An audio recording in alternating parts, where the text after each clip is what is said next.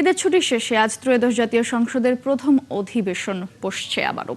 সংসদীয় কার্যক্রমের অংশ হিসেবে বৈঠকে বসেছে সরকারি দলের সংসদীয় সভা। এর আগে নিজেদের কার্যকরী ভূমিকা ও কৌশল নির্ধারণে সকালে বৈঠক করেছেন বিরোধী দলের এমপিরা।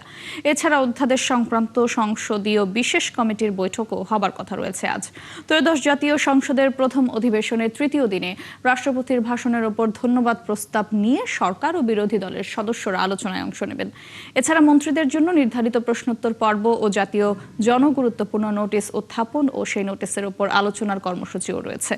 আগামী ৩০ এপ্রিল পর্যন্ত চলবে এই অধিবেশন। এর আগে ঈদ উল ফিতর ও অন্য ছুটির কারণে গত ১৫ মার্চ মুলতবি করা হয় সংসদ অধিবেশন। ত্রয়োদশ জাতীয় সংসদ নির্বাচনের পর গত ১২ মার্চ শুরু হয় অধিবেশন।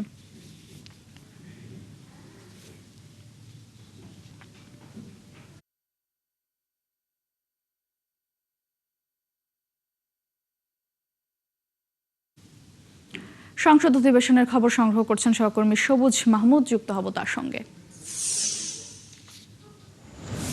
সবুজ, আপনি তো সংসদ ভবন এলাকায় রয়েছেন, আজ সারাদিনের উল্লেখযোগ্য কি কি কর্মসূচি রয়েছে সেখানে জানাবেন।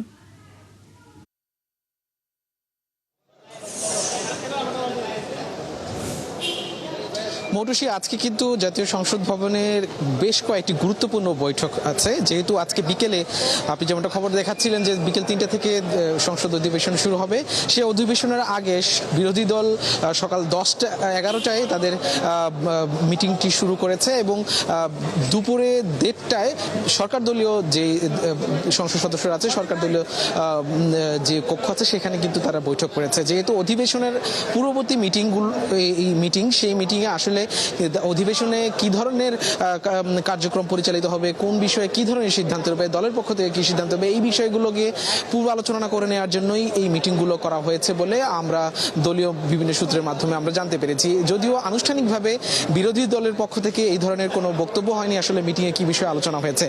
একটু আগে আমরা কয়েকজন সংসদ সদস্যের সাথে কথা বলার চেষ্টা করেছি যে আসলে সরকার দলীয় যে মিটিংটি হচ্ছে সেখানে আসলে কি ধরনের এজেন্ডা আছে। তারা বলছেন যে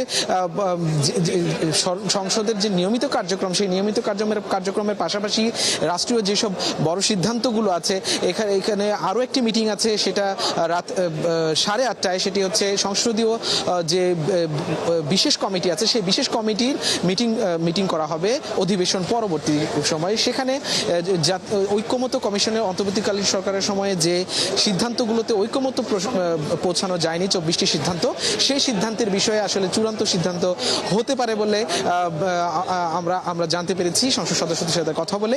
এবং আজকে এই মিটিংটি দ্বিতীয়বারের মতো মিটিং। যদি ঐক্যমত সবগুলো বিষয়ে চূড়ান্ত সিদ্ধান্ত না নেওয়া যায় তাহলে মিটিং আরও একটি হতে পারে বলে আমাদেরকে যে বিশেষ কমিটির যে মিটিংয়ের যে সভাপতি জয়নাল আবেদিন তিনি আমাদেরকে এটা জানিয়েছেন। মোট কথা আজকে সারা দিন জুড়ে সকাল থেকে রাত পর্যন্ত সংসদে কর্মচাঞ্চল্য আছে, বিভিন্ন ধরনের বৈঠক আছে অধিবেশনের ছাড়াও। তো মোট কথা ঈদের পরে সংসদে কর্মচাঞ্চল্য ফিরে এসেছে এবং সংসদের নিয়মিত কার্যক্রম বেগবান হয়েছে। এই হচ্ছে সংসদ ভবন থেকে সবশেষ খবর। ধন্যবাদ সবুজ আপনাকে। দর্শক, সংসদ ভবন থেকে যুক্ত ছিলেন সহকর্মী সবুজ মাহমুদ।